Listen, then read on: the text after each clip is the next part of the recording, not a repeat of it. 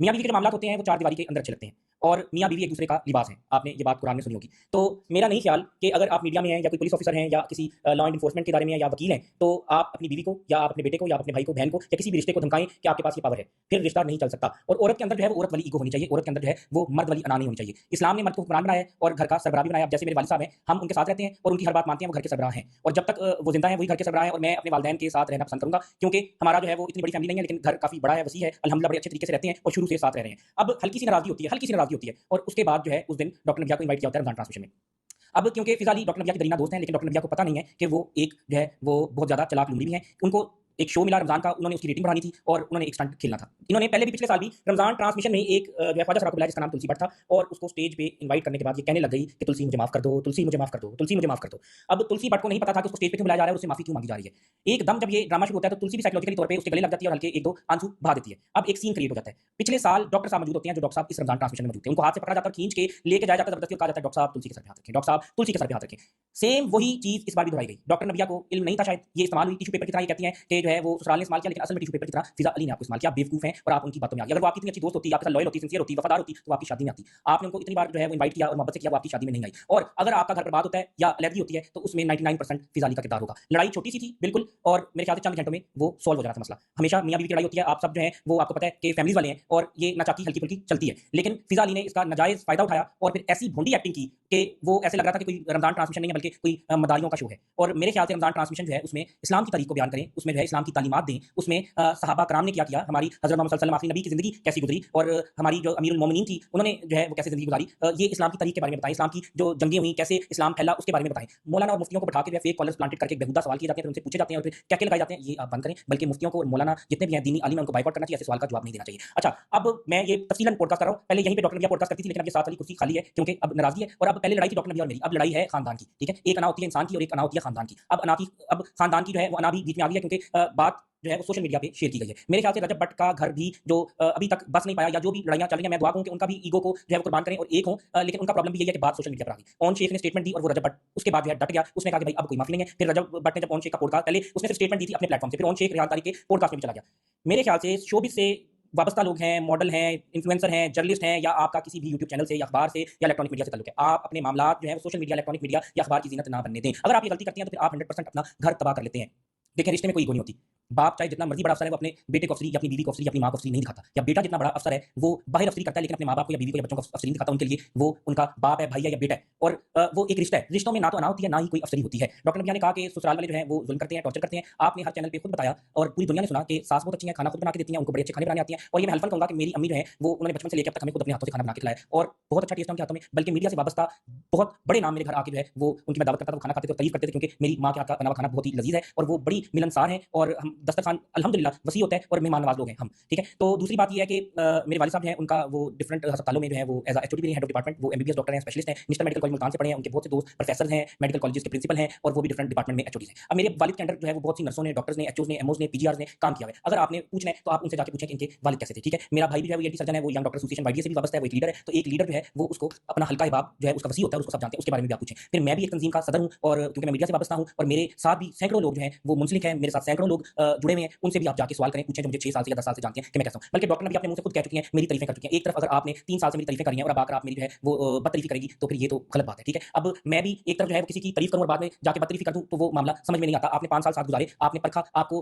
बंदा 5 दिन साथ गुजार ले तो इंसान को पहचान जाता है। आप तो क्लिनिकल साइकोलॉजिस्ट हैं, हमारे नफ्सियात हैं, आप तो 2 मिनट में इंसान को पढ़ जाती होंगी कि ये कैसा इंसान है, इसका किरदार कैसा है, इसकी सोच कैसी है और ये जो है वो नेगेटिव एनर्जी है कि पॉजिटिव एनर्जी है। अच्छा, आपने 5 साल गुजारे लेकिन वो भी प्रोफेशनल, ये भी मैं आपको बता दूं, हमारा प्रोफेशनल ताल्लुक था, तो इसीलिए डायरेक्ट नकार किया। लेकिन अब कुछ मामला पता चल रहे हैं, तब नहीं पता चल सके क्योंकि जब पर्सनल रिलेशनशिप बना तो फिर चीजें सामने आती हैं। लेकिन उसका ये मतलब नहीं है कि आप जो है वो इनको मीडिया पे नशर करें। अब मुझे भी काफी बातें पता होंगी, लेकिन मैंने हर इंटरव्यू देने से इनकार किया, हर चैनल पे बैठने से इनकार किया। मैं आज भी अपने प्लेटफॉर्म पे बैठ के बात कर रहा हूं और बता रहा हूं, वजाहत दे रहा हूं, किसी पे कीचड़ नहीं उछाल रहा, किसी की किरदारकशी हम नहीं करेंगे। मैंने किसी प्लेटफॉर्म पे इसलिए नहीं गया, किसी एंकर के साथ इसलिए नहीं बैठा कि फिर वो जज्बाती करते हैं, इमोशनल करते हैं और फिर अंदर जो चीजें होती हैं वो बाहर आ जाती हैं और फिर वो एक छोटी सी मिस्टेक जो है वो आपके खानदान की या घर की तबाही का सबब बन जाती है। यानी कि आप ब्लेंडर करते हैं, आपको समझ नहीं आती और आपको पता है फिर एंकर जो है वो इस तरह के घुमा फिरा के सवाल करते हैं। क्योंकि मैं खुद एंकर हूं, मुझे पता है कि ये कैसा शोबा है, लेकिन इसमें जो है वो मेरे ख्याल से ये शोबा भी एक अच्छा शोबा है, लेकिन अब जो है ये शोबा इसको बदनाम किया जा रहा है, खराब किया जा रहा है। मेरे ख्याल से इस शोबे में किसी के जाती घर को डिस्कस नहीं करना चाहिए, लेकिन लोग डिस्कस कर रहे हैं या मीडिया डिस्कस कर रहा है तो सबसे पहले आपने बजाते खुद डिस्कस की है, जो कि आपको नहीं करना चाहिए था। 1% भी कोई लड़ाई नहीं थी, 99% लड़ाई जो है वो ईगो की बन गई पूरे खानदान की, क्योंकि आपने जब मीडिया पे बात की तो फिर पूरे खानदान की अना का मसला बन गया।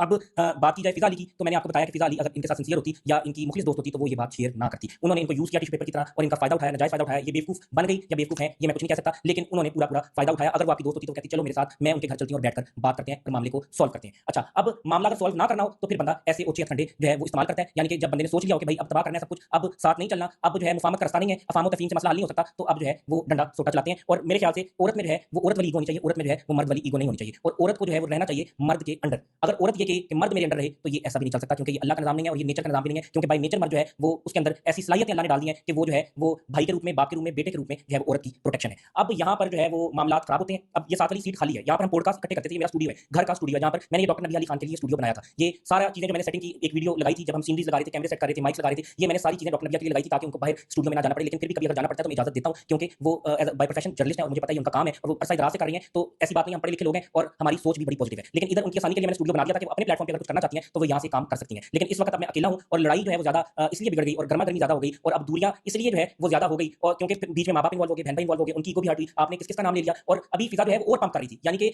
ये वो काम है कि जलती पे आग, आग जलती पे जो है वो आप तेल छिड़क रहे हैं। तो अभी फिजा जो है वो और भी कर रही थी, लेकिन इन्होंने जो है वो कह दिया नहीं। दूसरी तरफ जो है वो ऑडियो एक लीक हो जाती है जिसको इससे मुंसलिक किया जाता है। अब वो उसमें कितनी सदाकत है मुझे नहीं पता, लेकिन वो भी जो है वो माइक ऑन रह गया और वो बातें सारी जो है वो सामने आ गई। तो देखें, एक होता है आपका वार और एक होती है आपकी जो आप चाल चलते हैं, और फिर एक अल्लाह का जो है ऊपर से कमाल आता है, और फिर अल्लाह जो है वो कभी भी उस इंसान को जलील नहीं होने देता जो गलत ना हो, और जो शर फैलाता है अल्लाह उसको जलील करता है, जो शर अंगेजी करता है। और सबसे बड़ा जो इस वक्त दुनिया में इस्लाम में कहा जाता है कि अगर कोई गुनाह है या शैतान कुछ होता है तो वो मियां बीवी की लड़ाई का वाक़या होता है। तो मेरे ख्याल से इन्होंने एक शैतान का किरदार अदा किया है और इनको ये बात करके पता होना चाहिए था कि इससे इनके घर की तबाही मजीद हो जाएगी और इसके बाद जो है कोई चांस नहीं बचेगा। तो इनको अगर ये चाहती थी कि मामला ठीक हो तो ये जो है उसमें किरदार अदा करती कि हम इसको पर्सनल रखो, ये तुम्हारा पर्सनल मैटर है, मैं तुम्हारी एज अ सिस्टर या बहन तुम्हारे साथ जाऊंगी और इस मामले को हम हल करेंगे और कोई मसला नहीं होगा। उधर खड़ी होकर आप भड़के मार रही हैं कि हारिस को तुम इधर आओगे, तुम जो हो तुम्हें आना पड़ेगा, तुम्हें ये करना पड़ेगा, वो करना पड़ेगा। तो भाई मुझे क्यों आना पड़ेगा? वो फैमिली कोर्ट है, वो अदालत है, या आप लोग कौन है कि मैं उधर आऊँ आपके पास? आपने अगर जो है वो चाहती थी आपकी बहन का घर बसे तो आपको इधर मेरे पास आना चाहिए था, आपको मेरे माँ बाप के पास आप लोग आते और वहां पर बैठ के मामला सॉल्व हो जाता। ये तो अपनी मर्जी से गई हैं, इनको तो किसी ने घर से नहीं निकाला, ठीक है। ये बात भी जो है वो फिर दूसरा मेरी अम्मी के बारे में जो इन्होंने बयान दिए हैं वो भी आप सुन लें कि वो कितनी अच्छी हैं। तो अब अगर ये कहेंगी कि वो बुरी हैं तो फिर फैसला आवाम ने करना है और अल्लाह जो है ऊपर बैठा है।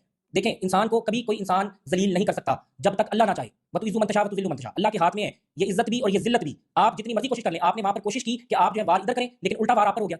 तो आपने जो है वो कोशिश तो ये की थी ना कि आग लगाई जाए और तबाही की जाए, लेकिन तबाही उधर हो गई। तो ये एक प्लान आपका होता है, एक अल्लाह का प्लान होता है, और अल्लाह के प्लान के आगे सारे प्लान जो है वो जीरो है। अल्लाह जो है वो समंदरों का जो है वो रुख मोड़ देता है, अल्लाह जो है वो पहाड़ को चीर देता है, तो अल्लाह जमीन से पानी को निकाल देता है, अल्लाह हर चीज पर कादिर है। आप जो है वो ऐसे शर वाले अगर प्लान बनाएंगे तो फिर अगर अल्लाह की मदद या अल्लाह की करम या अल्लाह का करम या रहमत किसी के खानदान पे या किसी शख्स पे है तो आप उसको तब तक रुसवा ज़लील नहीं कर सकते जब तक अल्लाह नहीं चाहेगा। आपने जो है वो अपनी रेटिंग के लिए और अपने फायदे के लिए जो है वो ये भोंडी हरकत और वहाँ पे मदारी गुनाह किया और वहाँ पे सारा कुछ किया। इसका जो है वो बल्कि ये भी इसको भी मैं बेवकूफ कहूंगा जो नबिया ने किया कि इसको पता होना चाहिए था कि समझदारी से काम लेती, जो है थोड़ी दनाई से काम लेती, अकलमंद बनती कि ये यहाँ पर अगर ये हो गया तो इसके बाद जो है वो कितना बड़ा सुनामी आएगा, कितना बड़ा जल्जला आएगा, कि उसके बाद हमारा एक हल्का इबाब है, हमारा जो है वो खानदान है कि हमें जो है वो सब उठा के लिंक्स और क्लिप्स जो है वो हमें भेजेंगे। तो यहाँ पर 5 साल से अगर आप साथ चल रही थी, आपने एक-एक पॉडकास्ट में बताया 5 साल से मैं साथ था, आपने एक-एक पॉडकास्ट में बताया कि मैंने आपके दुश्मन को अपना दुश्मन समझा, आपने एक-एक पॉडकास्ट में बताया कि मैंने आपको प्रोटेक्ट किया, आपने एक-एक पॉडकास्ट में बताया कि इसका किरदार बहुत अच्छा था, इसने 5 साल मेरे साथ प्रोफेशनल गुजारे, लेकिन कभी जो है इसकी आंख में बेहयाई नहीं दिखी। तो फिर अब अगर आप जो है वो 2 महीने में ये ऐसे बोलेंगी तो ये ज्यादती होगी और ये नाइंसाफी होगी। तो आप जज्बाती जो है वो जज्बातीपना अपने अंदर से खत्म करें, और जब तक आप जज्बातीपना खत्म नहीं करेंगी तो आप घर नहीं बसा सकती। फैमिली में, रिश्तों में ना तो जज्बाती किया गया फिजाली की तरफ से। मैं भी अगर 2-3 चैनल्स पे मुझे 100 चैनल्स की कॉलिंग में बैठ जाता तो फिर उनको तो मसाला चाहिए, वो तो उन्होंने तो पूछना था कि जो है अपने बेडरूम के अंदर की सारी चीजें जो है वो खोल के नंगी करके रख दें, लेकिन ये एक बेवकूफ इंसान नहीं कर सकता, एक समझदार इंसान नहीं कर सकता। ये मैंने आपको बताना था और शायद इस चीज से सीख कर बाकी लोग जो हैं जो कि मीडिया से ताल्लुक रखते हैं, चाहे सोशल मीडिया, चाहे इलेक्ट्रॉनिक मीडिया, चाहे प्रिंट मीडिया, वो भी इससे कुछ सबक हासिल करें, बल्कि बाकी लोग भी, क्योंकि अब सोशल मीडिया तो आपके हाथ में, मोबाइल में है। आप अगर किसी को जो है वो उसके साथ ऐसी उसकी बात जो है वो कोई लगाते हैं तो फिर वो जवाबन जो है वो फिर वार शुरू हो जाता है, ठीक है। एक बात इधर से, एक इधर से, एक इधर से, एक इधर से, फिर सुलह नहीं होती, फिर सिर्फ लड़ाई होती है और जंग होती है, और जंग में जो है वो सिर्फ तबाही होती है, जंग में सिर्फ नुकसान होता है। तो मेरा ये मैसेज है कि आप मीडिया पे बैठकर ऐसी रमजान ट्रांसमिशन में बैठ के लोगों के घर तबाह ना करें, और आप अपनी रमजान ट्रांसमिशन करें, इज्जत के साथ उसमें इस्लामी तालीमात दें, बना के शर अंगेजी करें और शर फैलाएं। रमजान के महीने में तो शैतान कैद हो जाते हैं, लेकिन शायद फिजा अली जो है वो आज़ाद हो जाती हैं और इनके जो है वो जंजीरें खुल जाती हैं। अब मैंने इनकार किया सबको, मैं भी अगर बैठता चैनल्स पर तो फिर क्या पता वो कोई ना कोई किसी ना किसी चैनल पर एक आध बात जो है वो निकल जाती जो कि नुकसानदेह साबित होती हमारे रिलेशनशिप के लिए, हमारे घर के लिए, नबिया के लिए, और बाकी जो है वो उसमें फिर दूरियां इख्तियार ज़्यादा जो है वो होने के चांसेस थे कि उसमें ज़ाहिर सी बात है कि फिर मुकाबलेबाजी आ जाती है ना, फिर जो है वो एक मुकाबला लग जाता है कि अब ये मुकाबला है, अब अना की जंग है, अब लफ्जी हमले होंगे, और जो ज़्यादा लफ्जी हमले करेगा, जो ज़्यादा किरदार कशी करेगा, जो ज़्यादा कीचड़ उछालेगा, वो ये समझता है कि मैं जीत गया हूँ, लेकिन वो असल में हार जाता है। और हार ये होती है कि आपका रिश्ता टूट जाता है और आप जो है वो आपका हंसता बसता घर उजड़ जाता है। तो तीली लगाने वाले तो बहुत लोग होते हैं, और अगर आपने तीली लगानी है तो फिर आप अपनी लड़ाई जो है अपने दोस्तों को सुनाएं, और सबसे बड़ी तीली जो है वो मीडिया पे लगती है, क्योंकि आप उधर सुनाएंगे तो आपकी खबर लग जाएगी और पूरा पाकिस्तान सुनेगा। तो आपने अगर घर तबाह करना है या आपने जो है वो आप चाहते हैं कि आपका घर कभी ना बसे, तो फिर आप अपनी एक आध बात उठा के अपनी मीडिया के दोस्त को या किसी भी दोस्त को बता बता दें तो वो आगे से 4-5 तीलियाँ और लगाएगा और फिर इस तरह जो है वो आपको हमेशा नेगेटिव मशवरा ही देगा। और मोस्टली औरतों का या लड़कियों का घर उनकी दोस्तें ही तोड़ती हैं, क्योंकि वो उनसे बात शेयर करती हैं और वो उनको गलत मशवरा देती हैं और वो उनका मशवरा मानकर जो है अपना घर बर्बाद और तबाह कर लेती हैं। अस्सलाम वालेकुम मेरी यूट्यूब फैमिली। आपने सुना है कि हारिस खोखर ने सारी जिम्मेदारी फ़िज़ा अली के ऊपर डाल दी है। ठीक है, फ़िज़ा अली ने बहुत ड्रामा किया, लेकिन इस ड्रामे का एक हिस्सा डॉक्टर नबीहा भी है। डॉक्टर नबीहा जो अपने आप को क्लिनिकल साइकोलॉजिस्ट कहती है, क्या वो रोटी को चोची कहती है, जिसको पता नहीं था कि उसकी इस तरह की बात के बाद क्या ड्रामा लगेगा, उसके ससुराल वालों के लिए क्या रिएक्शन होगा। हमारे तो माशरे में औरत झूठी भी हो, दो आंसू गिरा दे या आके सिर्फ रोने वाली शक्ल बना ले, तो सारी दुनिया उसके हक में उठ खड़ी होती है।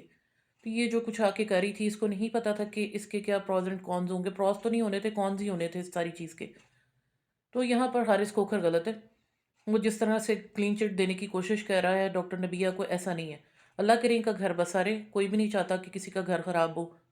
ये खुद आके अपनी ताली बजाते हैं, खुद बीच चौराहे में आके अपना तमाशा बनाते हैं।